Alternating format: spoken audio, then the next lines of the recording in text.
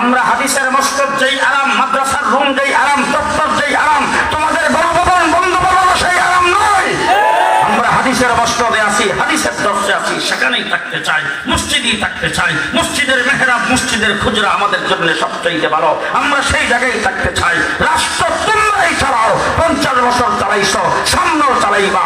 এই দেশের আওয়ামী লীগের সাথে, বিএনপির সাথে, জাতীয় পার্টির সাথে কারোর সাথে আমাদের কোনো দুশ্মনী নাই, কোনো প্রকার শত্রুতা নাই, কোনো প্রকার শত্রুতা নাই। আমাদের শত্রুতা নেই, আমাদের দুশ্মনী একটার সাথে, সেটা হলো ইসলামের যারা বিরোধী। ডাক দিছে খেলা হবে, এখন আল্লাহ আমার তো খেলার শক্তি নেই, আমি তোমার কাছে সাহায্য চাই, আল্লাহ তুমি আবু জাহেল দাও, ওখানে ঠেঙ্গা ভেঙে দাও। ওয়াল্লাযী আরসালা রাসূলাহু বিল হুদা ওয়া দীনিল হক লিইয়ুযহিরাহু আলাদ দীনি কুল্লিহি।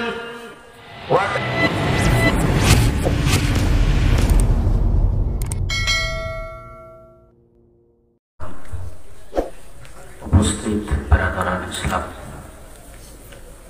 দীর্ঘ সময় আপনারা আজকের মাহফিলে বসে আছেন। লম্বা সময়, এই সময়টার হিসাব দেওয়া খুব কঠিন। এই মজলিসে একটা মুহূর্ত বসার মূল্য সুলাইমান আলাইহিস সালামের তত্ত্বের চাইতেও বেশি। যে সময়ে এখন আপনারা বসেছেন, এই সময়টা হলো নুজুলের রহমতের সময়।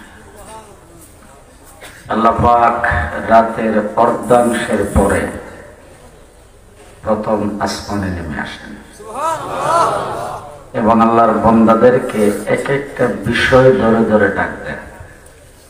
আলা মিন মুস্তাগফিরিন ফাগফির আল্লাহ, কেউ আসো আমার কাছে মাপ চাইবা, আমি তার গুনাহ মাফ করে দেব।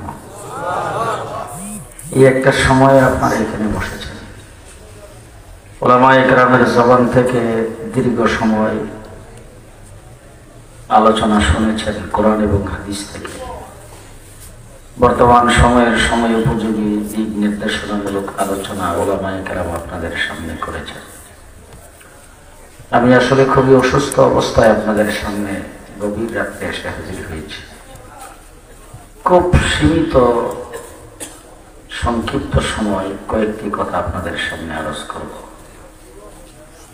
70তম বার্ষিক মাহফিল, আজকের থেকে 69 বছর আগে এই মাদ্রাসা প্রতিষ্ঠা হয়েছে। এই বাংলাদেশে, অর্থাৎ আমরা যতটুকু বাংলাদেশ বলি, এই বাংলায় 80,000-এর উপরে মাদ্রাসা ছিল একখানে। সেই মাদ্রাসাগুলি ইংরেজ এই দেশ দখল করে সবগুলিকে ভেঙে চুরমার করে দিয়েছিল। কিন্তু আজকে আবার সেই 80,000 পূর্ণ হতে যাচ্ছে। বাংলাদেশের গ্রামে গঞ্জে, শহরে বন্দরে মাদ্রাসা বাড়তেছে না কমতেছে? আলেম বাড়তেছে না কমতেছে? আলেম উলামায়ে কেরামও বাড়তেছে। মুহাম্মদুর রাসূলুল্লাহ সাল্লাল্লাহু আলাইহি ওয়াসাল্লাম সর্বশেষ নবী।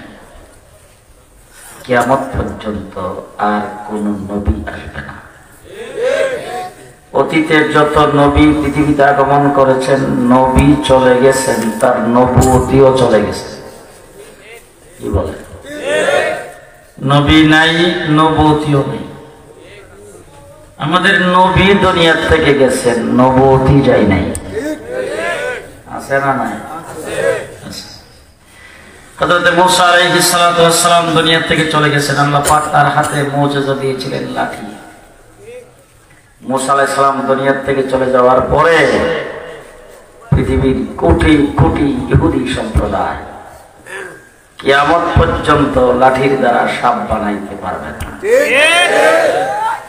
হযরত ঈসা আলাইহিস সালাম দুনিয়া থেকে চলে গেছেন। আল্লাহ পাক তাকে জন্মন্ধ ভালো করার মুজিজা দিয়েছিলেন। গোটা পৃথিবীর খ্রিস্টানরা মিলে যদি চোখের মধ্যে ঘষাইতে থাকে, অন্ধের চোখ আরো খারাপ হবে, চোখ ভালো হবে না। হযরত ঈসা আলাইহিস সালামকে আল্লাহ পাক মুজিজা দান করেছিলেন। কবরের কিনারে দাঁড়িয়ে বলতেন কুম বিইজনিল্লাহ, বলার সাথে সাথে মৃত্যু ব্যক্তি জীবিত হয়ে যেত। কিয়ামত পর্যন্ত খ্রিস্টানরা যদি সকলে মিলে কবরের কিনারে দাঁড়িয়ে আযান দিতে থাকে, একটা মুর্দা জিন্দা হবে না। আমার নবীকে আল্লাহ তাবারক ওয়া তাআলা মর্যাদা দান করেছেন, শ্রেষ্ঠ মর্যাদা 30 পারা কোরআন। এখনো আছে জি আছে, কিছু কমছে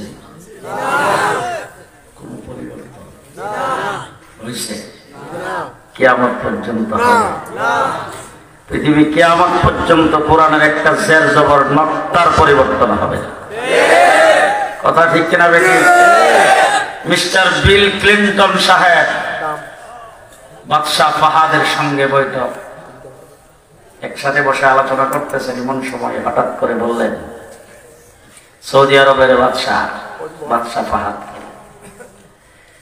আপনাদের সাথে আমাদের অনেক কাজকর্ম চলে, রাষ্ট্রীয়ভাবে বিভিন্ন চুক্তিপত্র আপনাদের সাথে আছে, লেনদেন, ব্যবসা বাণিজ্য, টাকা পয়সার আদান প্রদান, আপনাদের সঙ্গে আমাদের তেলের চুক্তি, স্বর্ণের চুক্তি, ইটার চুক্তি, টিটার চুক্তি, একসাথে জাতিসংঘ সহ বিভিন্ন মিটিং এ আমরা বসি, আপনাদের দেশে আমরা আসি, আমাদের দেশে আপনারা যান, সবকিছু ঠিক। কিন্তু একটা জায়গার মধ্যে এসে আপনাদের সঙ্গে আমাদের একটু সমস্যা, এই সমস্যাটার সমাধান করে ফেলা দরকার।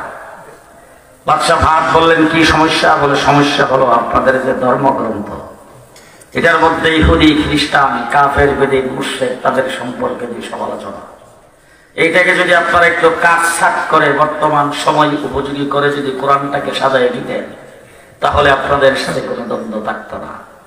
বাদশাহ ফাহাদ বলছেন, তোমাদের বাইবেলকে তোমরা বৎসরে বৎসরে পরিবর্তন করে অভ্যাস, এই জন্য কোরআন পরিবর্তনের কথা বলতে পেরেছ। গোটা পৃথিবীর কোরআনের কোন শব্দ পরিবর্তন দূরের কথা, একটা শব্দের অর্থের পরিবর্তন হলে পৃথিবীতে আগুন জ্বলে যাবে। কি বলেন, আছে না? হ্যাঁ, চলছে, চলবে কিয়ামত পর্যন্ত, বাড়তে থাকবে, কমবে না। হ্যাঁ, খুব ভালো করে মনে রাখেন, কোথাও যদি আগুন লাগে, আগুনের মধ্যে বাড়ি দিলে আগুনের তেজ বাড়ে না করে। আমরা ছোট সময় যখন গ্রামে থাকতাম তখন দেখতাম ক্ষেতের মধ্যে, আপনাদের দেশে কি বলে জানি না, আমাদের দেশে ধান কাটার পরে যেটা থাকে নেড়া কয়, নেড়া চিনেন? নেড়ারে শুকায় তারপরে পুরা দিত খেতে। তো অনেক সময় দেখতাম কি যে পুরা দিছে পরে আগুনটা ঠিক মতন চলতেছে না, তখন যে লাঠিতে বাড়ি দিত। আগুনের মধ্যে বাড়ি দিলে আগুনের তেজ বাড়ে না, কমে? আরে মুসলমানের উপর আঘাত আসলো, মুসলমানের ইমানের তেজ বাড়ে। কি বলেন? আরাকানে মুসলমানদেরকে আক্রমণ করেছেন, গোটা বিশ্ব মুসলিমের ইমানের তেজ বাড়ছে। কাশ্মীরে মুসলমানের উপর আক্রমণ হচ্ছে, মুসলমানের ইমানের তেজ বাড়ছে। ও আমার ভাইরা, মুসলমান চলছে, কিয়ামত পর্যন্ত চলবে, পারবে, কমবে না। والذي أرسل رسوله بالهدى ودين الحق ليظهره على الدين كله وكفى بالله شهيدا। আল্লাহ পাক কোরআন শরীফের ভিতরে বলেছেন, যত দিন আছে সমস্ত দিনের উপরে সেই দিন ইসলাম বাড়তেই থাকবে। একদিন এমন আসবে, গোটা পৃথিবীতে একজন ইহুদি, খ্রিস্টান, একজন নাস্তিক আর মুরতাদ খুঁজে পাওয়া যাবে না। গোটা পৃথিবীর কোটি কোটি মানুষ সকল ইসলামের পতাকা তলে আসবেন। সেই দিন আসতেছে সামনে, চিন্তার কোনো কারণ নেই। আমরা মুসলমান, মুসলমান কথাটা বলতে আপনাদের কি লজ্জা করে? ডর লাগে? ডর লাগে? কতক্ষণ পর্যন্ত মুসলমান থাকবেন?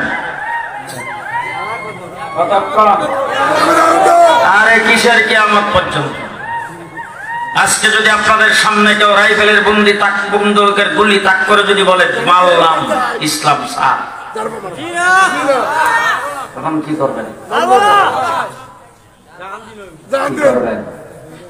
স্লোগান তো একটা বড় সুন্দর, জান বাঁচান ফরজ।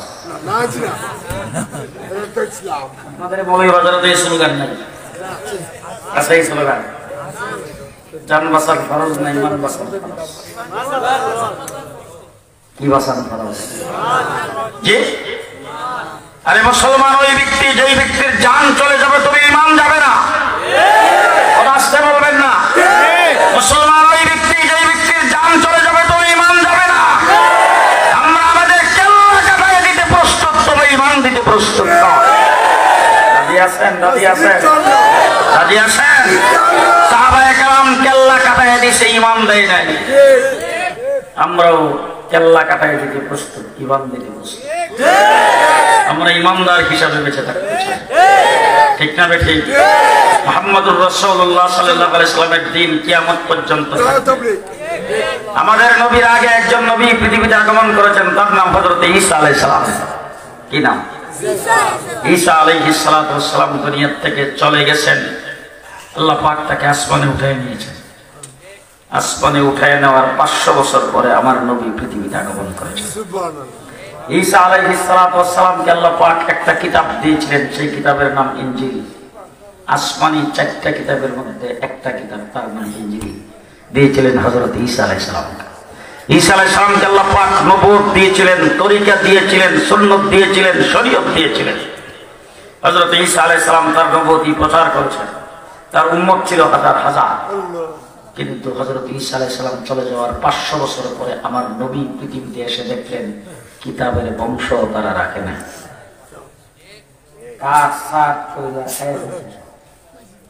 যার যার মন গড়াবার মতো কিতাব বানিয়ে ফেলছে। আয়েশা দেখে ঈসা আলাইহিস সালাম যে নীতি রেখে গেছিলেন সব শেষ। চন্দ্রের পূজা করে, সূর্যের পূজা করে, মূর্তির পূজা করে। 360 বুত লাগাইছে বাইতুল্লাহ শরীফ। বাইতুল্লাহ শরীফের ভিতরে পর্যন্ত মূর্তি লাগাইছেন। ঈসা আলাইহিস সালাম চলে গেছেন 500 বছরের পরে আমার নবী আয়েশা দেখলেন বাইতুল্লাহ শরীফের ঘর উলঙ্গ হয়ে তাওয়াফ করে। আমার নবী 500 বছর পরে আয়েশা দেখলেন সভ্যতা বলতে তাদের ভিতরে নাই। মেয়ে সন্তান জন্মগ্রহণ করলে জিন্দা কবর দেয়। অসভ্যের শেষ সীমায় পৌঁছে গেছে। কয় বছরে? কয় বছর? এবার আমি জিজ্ঞেস করতে চাই, আমার নবী গেছেন কয় বছর? জি, সূরা ফাতিহার আয়াত মতো ছিল 18। হ্যাঁ, বিসমিল্লাহ বলতে ছিল 2 লাইন, এখন শুরু। ফজরের নামাজের রাকাত ছিল 21 রাকাত, এখন আমরা 4 রাকাত রাখছি। কথা কয় ওযুর ফরজ ছিল 20টা, এখন 4টা রয়েছে। কথা কয় না, সামান্যতম কমছে। জি, আপনার চাইতে আপনার সুন্নতের কোনো পরিবর্তন হয়নি। হাতে পায়ের নখ কাটার সুন্নত থেকে শুরু করে, মাথার চুল কাটার সুন্নত থেকে শুরু করে সমস্ত সুন্নত এখনো জিন্দা আছে, ফরজ তো আছে।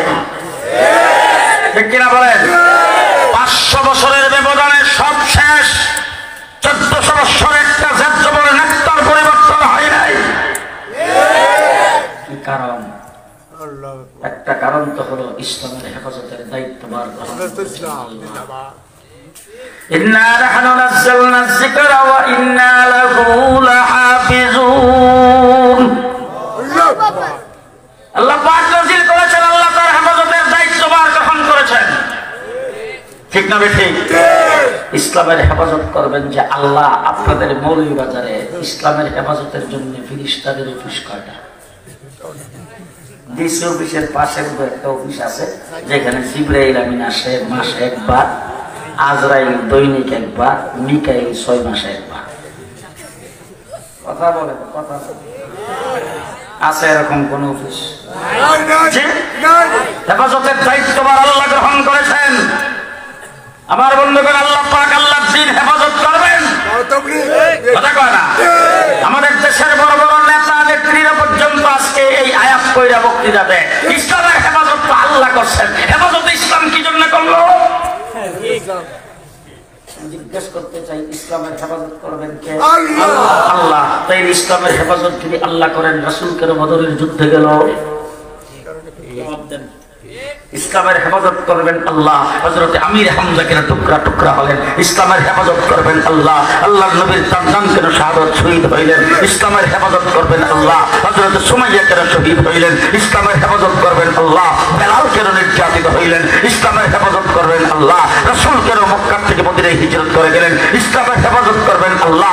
রাসূল কেন 27টা যুদ্ধের নেতৃত্ব দিলেন? শীতে ধরছে না? কথা বলেন না কেন? ইসলামের হেফাজত করবেন আল্লাহ। রাসূল মসজিদে নববীতে বৈশা, তারপরে সেখানে তসবিহ জপলেই তো হইতো, বদরের যুদ্ধে গেলেন কেন? সাল্লাল্লাহু আলাইহি ওয়াসাল্লামের কাছে সাহাবায়ে কেরামরা বলছেন, হুজুর আমাদের মদিনাতে বৃষ্টি নাই, হুজুর আল্লাহ পাকের দরবারে একটু বৃষ্টির জন্য সাহায্য চান। আল্লাহর নবী হাত উঠাইছে মিম্বরে বৈশা, বৃষ্টি হাতটা উঠাইবার মাত্র বৃষ্টি পড়া শুরু হয়েছে। রাসূলের হাত এখন উঠানো, এখনো হুজুরি বাতাস সানির ফাঁকে দিয়ে বৃষ্টি হুজুরের মাথায় কইরা নাক বেয়ে বেয়ে পানি পড়তেছে। আল্লাহর নবীর কথা আল্লাহ পাক এইভাবে শুনেন। তাই হুজুর মসজিদ নবীতে বসে দোয়া করতেন, আল্লাহ আবু জেহেল আইসা সবাইকে ডাক দিছে, খেলা হবে। আবু জেহেল আইসা মদিনার মুসলমানদেরকে ডাক দিছে, খেলা হবে। এখন আল্লাহ আমার তো খেলার শক্তি নেই, আমি তোমার কাছে সাহায্য চাই, আল্লাহ তুমি আবু জেহেল দেও, ওখানে ঠেঙ্গা ভেঙে দাও।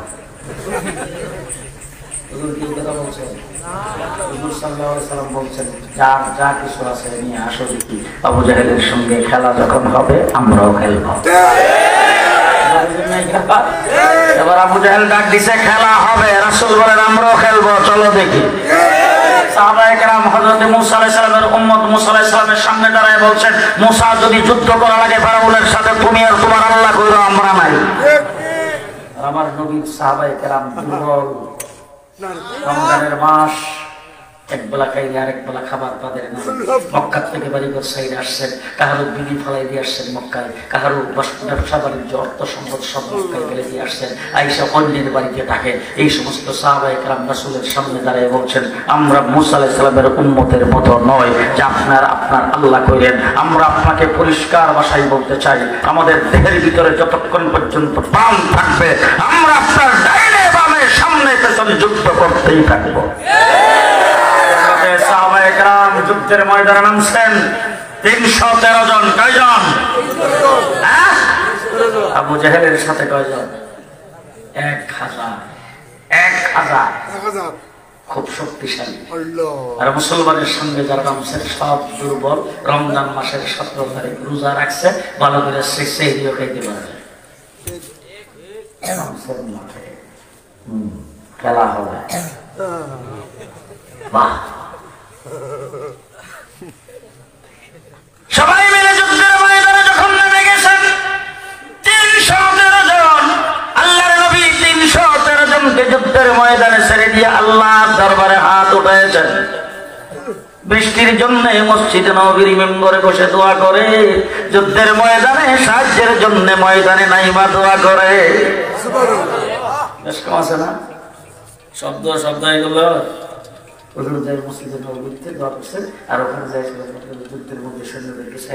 আল্লাহর দরবারে হাত দেখো, আল্লাহ 313 জন আমার জিন্দেগির ফসল। 13টা বছর পর্যন্ত মেহনত করে 313 জনকে তৈরি করেছি। এই 313 জন যদি আজকে 1000-এর মোকাবেলায় যদি খেলা শেষ হয়ে যায়, তাইলে আগামী দিনে মৌলভীবাজার পর্যন্ত ইসলাম পৌঁছবে না।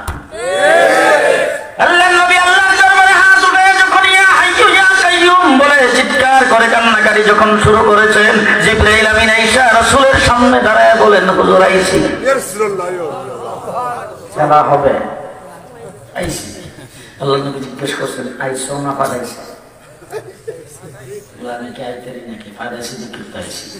এবার বলো কি দিয়ে পাঠাইছে? অন্যান্য সময় উহি দিয়ে পাঠায়, আর আজকে আসার সময় বলছেন সেনাবাহিনীর সাথে নিয়ে যাইতে। বলে হুজুর 3000 সাথে আছে, আর মৌলভীবাজার স্টেশনে 5000 লেগেছে। 5000 উপায় 3 দিয়ে 3000 সাথে। জিবরাইল আমিন যুদ্ধের ময়দানে নামছে, সাহাবী একজন দৌড়ে এসে রাসূল সাল্লাল্লাহু আলাইহি ওয়াসাল্লামকে বলতেছেন, হুজুর আওয়াজ শুনি, মানুষ দেখি না।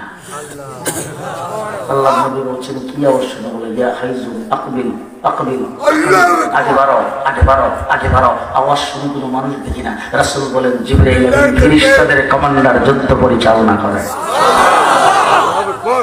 সাহাবী দৌড়ে এসে বলছেন, হুজুর তলোয়ারটা মাসি তলোয়ার থেকে 10 হাত দূরে, আবার তলোয়ার ওই পর্যন্ত পৌঁছে। হঠাৎ করে তাকাই দেখি গর্দানটা কেটে করে দিচ্ছে। খেলা হবে। সেই যুদ্ধের ময়দানে মাছ আর মুআব্বিস ছোট ছোট দুইটা বাচ্চা। হযরত আব্দুর রহমান ইবনে আউফ দূর থেকে দেখতেছেন আবু জাহেল একটা ঘোড়ার উপর বসা, উষা একটা ঘোড়ার উপর বসা বড় বড় হাঁক ডাক দিয়ে যুদ্ধ পরিচালনা করে। এখন আব্দুর রহমান ইবনে আউফ মনে মনে ভাবতেছে, যদি আবু জাহেলের উপরে সুযোগ পাই তাইলে তো আক্রমণ করা লাগবে। দেখি তো দেখি আমার ডাইনি বামে কোথাও কোনো শক্তিশালী মুজাহিদ আছে কিনা। ডাইনি বামে তাকাইছে, ওই সময় দেখে ছোট ছোট দুইটা বাচ্চা দৌড়ে ওনার দিকে আসতেছে। আইসা জিগাই, চাচা আবু জাহেল সাহেব চিনেন?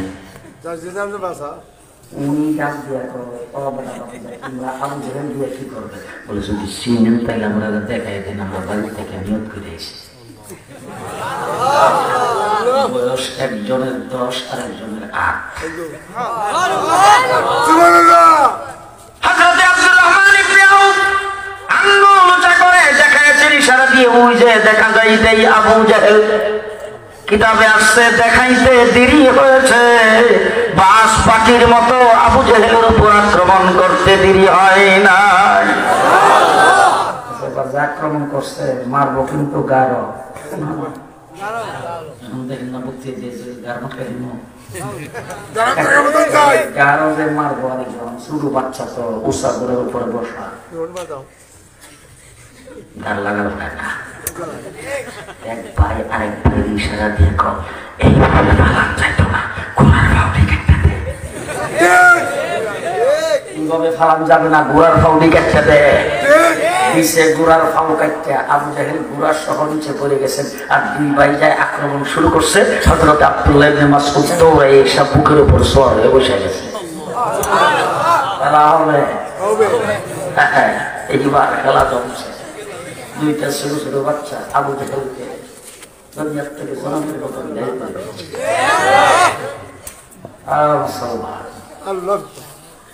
মুহাম্মদুর রাসূলুল্লাহ সাল্লাল্লাহু আলাইহি সাল্লামের দ্বীন মৌলভীবাজার পর্যন্ত এমনি আসে নাই। সেই দ্বীনের গোড়ায় রক্ত ঢালতে হয়েছে, তারপরে আসছে।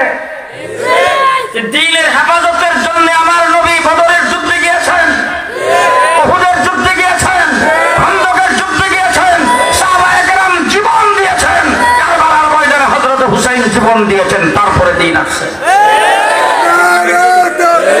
500 বছরে হযরত ঈসা আলাইহিস সালামের পরে সব শেষ হয়ে গেল, 1400 বছর শেষ হলো না। তার কারণটা কি? তার কারণ হলো দ্বীনের হেফাজত আল্লাহ করবেন ঠিক, কিন্তু আল্লাহ পাক হেফাজত করবেন কাদেরকে দিয়া? অন্যান্য নবীরা দুনিয়ার থেকে চলে যাওয়ার সময় তার নায়েব ঠিক করে যান নাই। আমার নবী দুনিয়ার থেকে চলে যাওয়ার সময় বলছেন, ইন্নাল উলামা ওয়ারাসাতুল আম্বিয়া, আমি দুনিয়ার থেকে চলে যাচ্ছি, আমার নায়েব হিসাবে উলামায়ে কেরামকে ঘোষণা করে গেলাম। উলামায়ে কেরাম কি? নবীর নায়েব না চেয়ারম্যানের নায়েব? কার নায়েব? নবীর নায়েব। নবীর যে দায়িত্ব উলামায়ে কেরামের সেই দায়িত্ব। কথা বলেন, নবীর যে দায়িত্ব আলেমের সে দায়িত্ব। ঠিক না ঠিক? আমার নবী পৃথিবীতে আগমন করেছেন মূর্তি রাখার জন্য নয়, মূর্তি ভাঙার জন্য।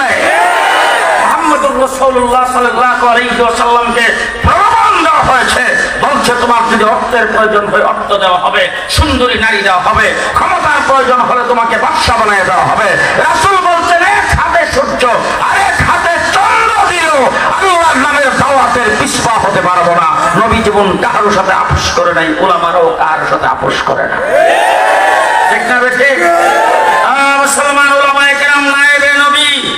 এই জন্য যদি সমাজের ভিতরে কোনো প্রকারের কোনো হারাম কাজ হইতে দেখে, কোনো প্রকারের ইসলাম বিরোধী কোনো কাজ হইতে দেখে, উলামায়ে কেরামের দায়িত্ব বলার বলতেই হবে। থাকতে পারবো না, এবং যেটা যেইভাবে বলা দরকার সেইভাবে বলবো। যেটা মিছিল করে বলা দরকার সেটা মিছিল করে বলবো, যেটা বক্তৃতা দিয়ে বলা দরকার সেটা বক্তৃতা দিয়ে বলবো, যেটা বিবৃতি দিয়ে বলা দরকার সেটা বিবৃতি, যেই সময় যেটা দরকার সেটা আমরা করবোই। ঠিক না ঠিক? আমাদের বাংলাদেশ স্বাধীন হয়েছে 50 বছর, আপনাদের মাদ্রাসার 69 বছর। স্বাধীনতার আরো 20 বছর আগে,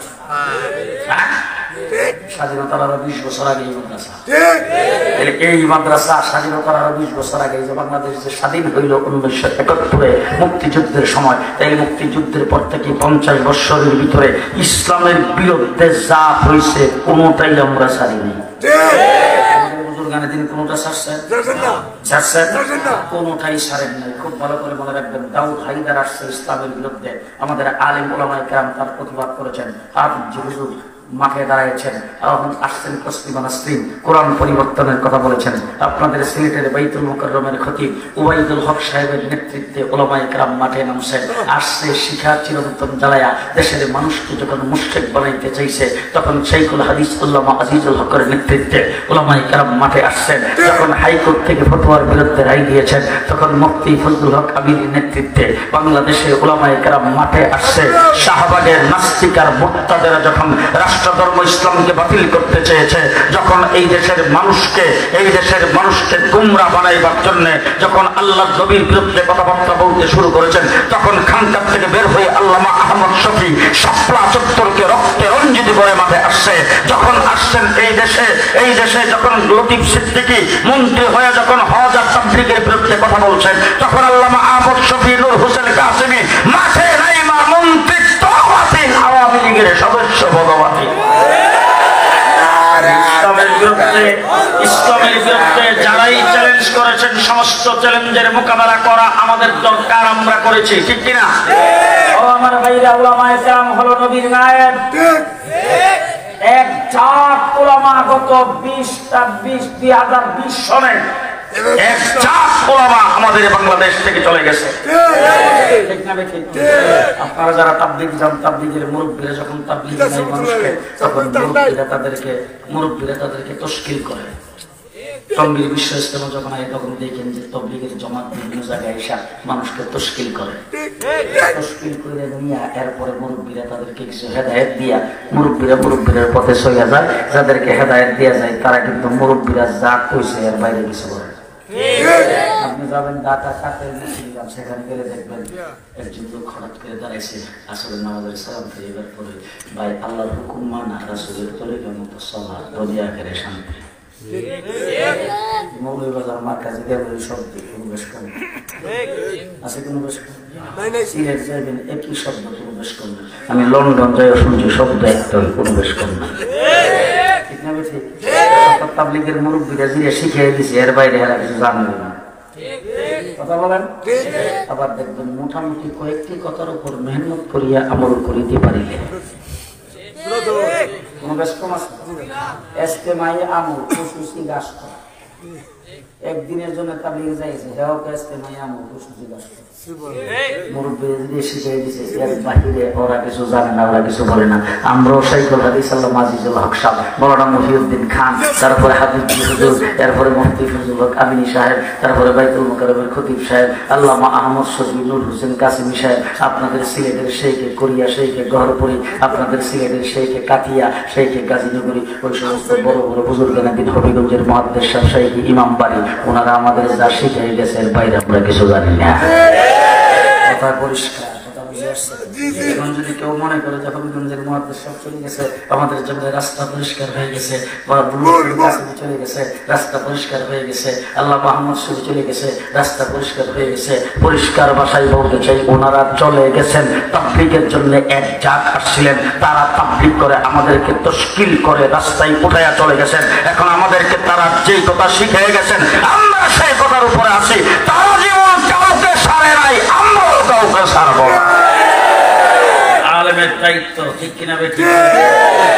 ভালো করে মনে রাখবেন, আল্লাহ উলামায়ে কেরামকে নবীর যে দায়িত্ব, সেই দায়িত্ব দিয়ে উলামায়ে কেরামকে পাঠিয়েছেন। সুতরাং উলামায়ে কেরামের দায়িত্ব পালন করবে।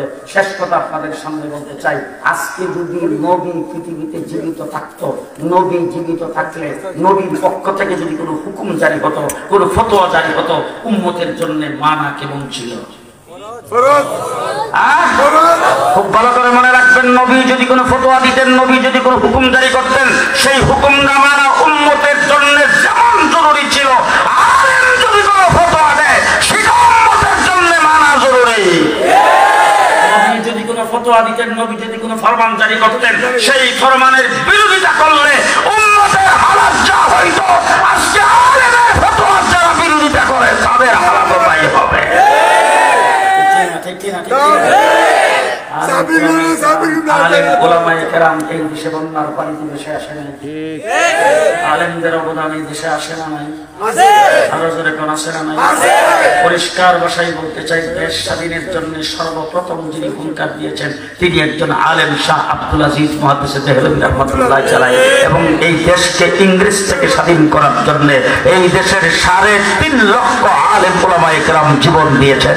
এই দেশের শাইখুল হিন্দ জন্ম না হলে দেশ স্বাধীন হতো না, হুসাইন আহমদ মাদানির জন্ম না হলে দেশ স্বাধীন হতো না, কাসেম নারতিবির জন্ম না হলে দেশ স্বাধীন হতো না, হাফেজ জামেন শহীদ শাহাদত বরণ না করলে দেশ স্বাধীন হতো না, মাহমুদুল হাসান দেওবন্দের দেশবিরোধী আন্দোলন না হলে দেশ স্বাধীন হতো না। আজকে যারা স্বাধীনতার ইতিহাস রচনা করতে চায়, মাহমুদুল হাসানকে বাদ দিয়া, হুসাইন আহমদ মাদানিকে বাদ দিয়া, কাসেম নারতিবিকে বাদ দিয়া স্বাধীনতার ইতিহাস হবে না। ওলামায়ে কেরামকে বাদ দিয়া স্বাধীনতার ইতিহাস রচনা করলে সেটা ভুল হবে। আলেমরা হলেন প্রকৃত দেশদরদী। আমরা বিশ্বাস করি মনপ্রাণে 70 বছর আগের সেই মাদ্রাসা এই মাদ্রাসায় পর্যন্ত আছে দেশটা স্বাধীন হওয়ার কারণে। আমার দেশ যদি মুসলিম দেশ না হতো তাইলে মাদ্রাসা থেকে থাকতো না। আজকে ইসলামী সম্মেলন ওয়াজ মাহফিলে সুন্দর করে রাত্রে 2টা পর্যন্ত বসে আছেন, সেই বসে থাকতে পারতেন না যদি স্বাধীন রাষ্ট্র না হতো। আমরা মনপ্রাণে বিশ্বাস করি যদি এই দেশের আযান ঠিক রাখতে চাই, মসজিদ ঠিক রাখতে চাই, মাদ্রাসা ঠিক রাখতে চাই, দেশের স্বাধীনতার দরকার। স্বাধীনতা থাকলে ইসলাম থাকবে, ইসলাম যদি থাকে স্বাধীনতা থাকবে, ইসলাম না থাকে তাইলে স্বাধীনতা থাকবে না। কারণ 1947 সনে দেশ স্বাধীন হয়েছে ইসলামের ভিত্তিতে, মেজরিটি মুসলমান হওয়ার কারণে এই জন্য দেশটা স্বাধীন। কথা বলে না ঠিক? মেজরিটি মুসলমানের ভিত্তিতে আমরা দেশ স্বাধীন হয়েছি। 1971 পাকিস্তানের হানাদার বাহিনী জুলুম নির্যাতনের বিরুদ্ধে অস্ত্র ধরে আমরা দেশ স্বাধীন করেছি। সুতরাং স্বাধীন থাকলে ইসলাম থাকবে। ওলামায়ে কেরামের অবদানকে খাটো করে দেখার মতো কোনো কায়দা নাই, মাদ্রাসার অবদানকে খাটো করে দেখার মতো কোনো কায়দা নাই। দেশ রক্ষা করার জন্য আলেমের দরকার, মাদ্রাসার দরকার। ইসলাম রক্ষা করার জন্য আলেমের দরকার, মাদ্রাসার দরকার। ঠিক না ঠিক? মুসলমান এই যে লাইট জ্বলতেছে, লাইটের আলোটা কোথা থেকে আসছে? Power house. পাওয়ার হাউস যদি ঠিক থাকে তাইলে লাইট জ্বলবে, পাওয়ার হাউস ঠিক না থাকলে লাইট জ্বলবে। কথা পরিষ্কার। ইসলামের পাওয়ার হাউস হলো মাদ্রাসা। এই মাদ্রাসা টিকে থাকবে, দ্বীনের আলো আপনাদের ঘরে যাবে। মাদ্রাসা টিকে থাকবে না, দ্বীনের আলো ছড়াবে না, দ্বীনের আলো জ্বলবে না। এই জন্য মাদ্রাসা হলো ইসলাম টিকে রাখার পাওয়ার হাউস। ইসলামকে ঠিক রাখার জন্য মাদ্রাসা হলো কেন্দ্র। মুহাম্মদুর রাসূলুল্লাহ সাল্লাল্লাহু আলাইহি ওয়াসাল্লাম সর্বপ্রথম হেরা গুহা থেকে এসে যে মাদ্রাসা করেছিলেন সেই মাদ্রাসার নাম দারে আরকাম। আল্লাহর নবী হিজরত করে যাই মাদ্রাসা করছেন, মাদ্রাসার নাম উসতাবে সুফা। এই জন্য মাদ্রাসাটিকে রাখার জন্য প্রত্যেকটা মুসলমানের চেষ্টা করতে হবে, যার যতটুকু শক্তি আছে তা দিয়া। ঠিক না ঠিক? আজকে আমি আপনি দুনিয়া থেকে চলে যাব, একজন মানুষ যখন ইন্তেকাল করে সেই মানুষটা মারা যাওয়ার সাথে সাথে যদি আল্লাহ পাক তার বিচার করে জান্নাত জাহান্নাম দুইটার একটা ফয়সালা যদি করে দেয় তাহলে কোনো সমস্যা ছিল? তাহলে আল্লাহ তাবারক ওয়া তাআলা তার কবরের জিন্দেগির পরে হাসর কায়েম করবেন কেন? হাসর কায়েম করবেন তার পেছনে একটা বড় কারণ, আমাদের প্রতি আল্লাহ পাকের দয়া, আমাদের প্রতি আল্লাহ পাকের রহম, আমাদের প্রতি আল্লাহ পাকের করুণা, যে আল্লাহ তাবারক ওয়া তাআলা কবরে যাওয়ার পরে সাথে সাথে আমাদের বিচারটা করে নাই, বিচার করে আমাদেরকে জান্নাত জাহান্নামের ফয়সালা করে নাই, কবরের জিন্দেগি পার করে হাসরের ময়দান পর্যন্ত যাওয়ার অথরিটি এবং এই সময়টা আল্লাহ পাক দিয়েছেন। তার কারণ হলো আজকে যারা মাদ্রাসায় 1500 টাকা দিয়েছেন, 5000 টাকা দিয়েছেন, আপনার দানে এই মাদ্রাসায় ছাত্ররা যে লেখাপড়া করবে, এখানে যে কিতাব পড়বে, হাদিস পড়বে, কোরআন পড়বে, তার খতমের সওয়াব আপনার আমলনামায় জমা হবে। কারো মা দুনিয়ার থেকে চলে গেছে, কারো বাবা দুনিয়ার থেকে চলে গেছে, ছেলে নামাজ পড়ে, ছেলে কোরআন পড়ে, ছেলে তাসবিহ তাহলিল পড়ে, ছেলে ইবাদত বন্দেগী করে, সম পরিমাণে সওয়াব তার আমলনামায় জমা হইতেছে। কবরে যাওয়ার সাথে সাথে যদি সেই ব্যক্তির বিচার করে ফেলতো তখন তার নেক আমল কম, সে কোথায় যেত? জাহান্নামে যাইতো। কিন্তু হাসরের ময়দানে যখন উঠবেন তখন তার ছেলে, তার মেয়ে, তার নাতি নাত করে, এরপরে সে মাদ্রাসা মসজিদে দান করে গেছে, সেই ইবাদত বন্দেগী যখন তার আমলনামায় জমা হবে তখন সে হাসরের ময়দানে নেককার হিসেবে উঠবে, তার আমলনামা নেকের পাল্লা ভারী হবে। আল্লাহ পাক সেই ব্যবস্থা রেখেছেন। এই জন্য মাদ্রাসায় যে দান করবেন সেই দানটা হলো আখিরাতের ব্যাংকে ঠিক আখিরাতের ব্যাংকে ফিক্সড ডিপোজিট। কথা বুঝে আসছে তো? ফিক্সড ডিপোজিট, সেটার মধ্যে দিবেন, বাড়তেই থাকবে বাড়তেই থাকবে। হাসরের ময়দানে যে আমল নামা দীক্ষা তো কিরে এর মধ্যে 5 লক্ষ কোরআন খতমের সব লেখা। সুবহানাল্লাহ। ফেরেশতারা কইবে তোমার হুজুরটা আমার না, বলে দিছ। বলে না বলিস না। বলে তাহলে কেমনে? বলে তুমি যে বাদগাঁও মাদ্রাসায় গেছিলা, ওখানে যে 5,000 টাকা দিছিলা, ওই দ্বারা মাদ্রাসার ছাত্ররা যতবার কোরআন খতম করছে সম পরিমাণে সব তোমার আমল না লাগে। ফিক্সড ডিপোজিট মনে থাকবে তো? এখন আপনারা তো অনেকে বলবেন, আপনাদের এলাকায় বলবেন, আমাদের ঢাকাতে অনেকে বলে আর কি, বাদগাঁও মাদ্রাসার নতুন প্রতি বছর একটা মাহফিল করে যেই হুজুরা এই হুজুর দিয়ে চান্দা করা দূর। হাসরের ময়দানে যে হুজুরে বিছনায় বের করবেন, বের করবেন না হুজুর প্রত্যেক দিন কি লেগে চান্দা চাইলেন না, না দিলে হুজুর করে কি লেগে নিলেন না। বলে কি হয়েছে? বলে এখন আমল নামায় যে সব দেখতেছে যদি জানতাম। বুঝে আসতেছে? এই জন্য হুজুররা আপনাদের উপর রহম করতেছে, কথা মনে করেন না যে হুজুররা বারবার খালি সামনে নেই, হুজুররা পাইছে কি, হুজুররা এরকম করে। ওই যে কুষ্টিয়ার এসপি সব বক্তৃতা দিছে দেখেন না, তোমরা খালি চান্দা করো মানুষের কাছে। আরে আমরা তো মানুষের কাছে চান্দা নেই, যে আমাদের মানুষ খুশি মনে দিয়ে আবার মনে মনে দোয়া করে, আল্লাহ রে আমি তো 1000 টাকা দিলাম, 500 টাকা দিলাম, এই 500 টাকা 1000 টাকা দিয়ে তো মাদ্রাসার কিচ্ছু হইতো না। মুলতান সব যে পেরেশানি ভোগ করে। আল্লাহ তুমি অন্যান্য মানুষ যাদের তৌফিক আছে, আল্লাহ হেরার আরো বেশি করে দেওয়ার মনটা তুমি দিয়ে দাও। আল্লাহ হেরা তুমি বেশি করে দেয়, একজনে দেয় আরেকজনের জন্য দোয়া করে। আর তোমরা যে রাস্তার কিনারে ট্রাক খাড়া করে যে টাকাটা নেও, টাকাটা দিয়ে ট্রাকটা সাইডে কত উপর আল্লাহর গজব পড়বে। তোমরা যে ট্রাক খাড়া করে টাকা দাও, মানুষের কাছ থেকে টাকা দাও, সেই টাকাগুলি তো হারামের টাকা, এটা হালাল না। আর আমরা যেটা নেই এটা সম্পূর্ণ হালাল। এবং আমরা যে টাকাগুলি নেই, সব টাকাগুলি নিয়ে বাংলাদেশের হাজার হাজার ইতিম গরিবকে লালন পালন করে, যেগুলি সরকারের দায়িত্ব ছিল, দায়িত্ব আমরা পালন করি। ঠিক না বেঠি? আমরা টাকা নিয়ে মাদ্রাসায় পড়াইয়া হাফিজ হুজুর তৈরি করি, লম্পট তৈরি করি না। আমরা মাদ্রাসায় টাকা নিয়ে হবিগঞ্জের মহাদেশ তৈরি করি, শেখে গড়পুরি তৈরি করি, লম্পট আর চুপ টাকা তৈরি করি না। আমাদের কাজকর্ম টিভির নিচ দিয়ে কোনোটাই না। কিছু বেচাবে নেই। একটা শুধু মুরগি একটা ডিম পারে, ডিমটা ছোট্ট একটা ডিম পারে, ওই বাবারে কক্কর করে সারা মহল্লা শোনায়। আমরাও যদি কেউ 500 টাকা 1000 টাকা দেয়, নারায় থাকবে স্লোগান দিয়ে সবাই শোনায়। আমরা চুপচাপ কারোর কাছ থেকে নেইও না, চুপচাপ খরচও করি না। আমরা খরচের হিসাবও দেই, মানুষের কাছ থেকে আওয়াজ করে চান্দা নেই। ঠিক আছে? ঠিক। আমরা মানুষের কাছ থেকে স্লোগান দিয়া প্রকাশ্যে চান্দা করি। তোমরা বক্তৃতা দিয়া বলো কোথায় থেকে টাকা পয়সা পায়, কোথায় থেকে পাই মাদ্রাসা ইসা দেখো, কোথায় থেকে পাই মাদ্রাসা ইসা দেখো। আমরা গোপনে কোনো কাম করি না। গোপনীয়তা আমাদের ভিতরে নাই। টেবিলের নিচ দিয়ে কোনো কাজ আমাদের ভিতরে নাই। কোন মাদ্রাসা যায় দেখবেন সম্পূর্ণ মাদ্রাসাগুলিতে যে হিসাব আছে, স্কুল কলেজে হিসাব নাই। আমাদের প্রত্যেকটা মাদ্রাসায় পাই করে হিসাব। আবার ফান আলাদা, ঘুরাবা ফান, জেনারেল ফান, কথা সাধারণ দানের ফান একটা, আবার ওই যে যাকাত ক্ষেত্রে আলাদা, এরকম ফান পাই ফান আলাদা করে হিসাব কোথাও পাইবেন না। আমার ভাইরা পদ না জানি না শুনি না, মাদ্রাসা সম্পর্কে কিছু বলবেন না, আলেম ওলামায়ে কেরাম সম্পর্কে কিছু বলবেন না। অনুরোধ করে বলছি, আপনি যদি পারেন মাদ্রাসায় দিবেন, না পারলে না দিবেন। সমালোচনা করবেন না। সমালোচনা করলে আলেমের সমালোচনা যারা করবে, আলেমের বিরুদ্ধে যারা কথা বলবে, মৃত্যুর সময় কালিমা নসিব হবে কিনা সন্দেহ। মৃত্যুর সময় কালিমা নসিব হবে কিনা সন্দেহ। এই জন্য আমার ভাইরা চৌকান্না থাকবেন, আলেমদের বিরুদ্ধে কোনো শব্দ বলবেন না। আজ পর্যন্ত কোন আলেম আওয়ামী লীগ করতে বাধা দিচ্ছে? বিএনপি করতে বাধা দিচ্ছে? জাতীয় পার্টি করতে বাধা দিচ্ছে? 50 বছর পর্যন্ত ক্ষমতা কাটা চালাইছে। বাইতুল মুকাররমের কতি ওবায়দুল হক সাহেব 5 বছর প্রেসিডেন্ট ছিল। হ্যাঁ, শাইখুল হাদিস আল্লামা ইজুল হক সাহেব পররাষ্ট্রমন্ত্রী ছিল 5 বছর। মুফতি আমিনী স্বরাষ্ট্রমন্ত্রী। রাষ্ট্র তোমরাই চালাইছো 50 বছর, সামনে তোমরাই চালাইবা। বাদগাঁওয়ের মুহতারাম সব মাদ্রাসার রুমটা ওনার জন্য যে আরাম, বঙ্গভবনও সেই আরাম না।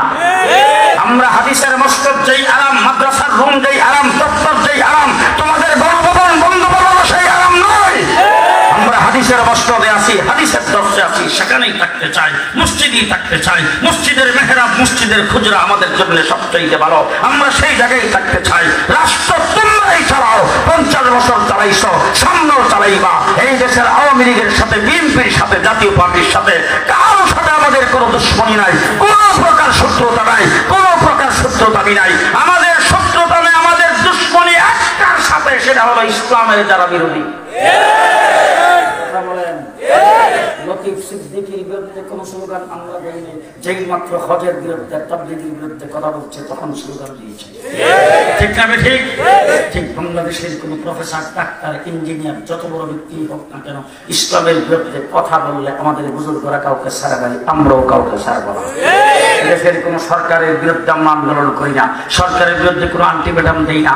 আজ পর্যন্ত কোনো বক্তৃতায় কোথাও এই কথা বলি নাই সরকারকে টেনে নামাইয়া দেওয়া হবে, সরকারকে মানে ফেলাইয়া দেওয়া হবে, এই সরকার ক্ষমতায় থাকতে পারবে না, এই কথা আমরা কোনোদিন বলি না।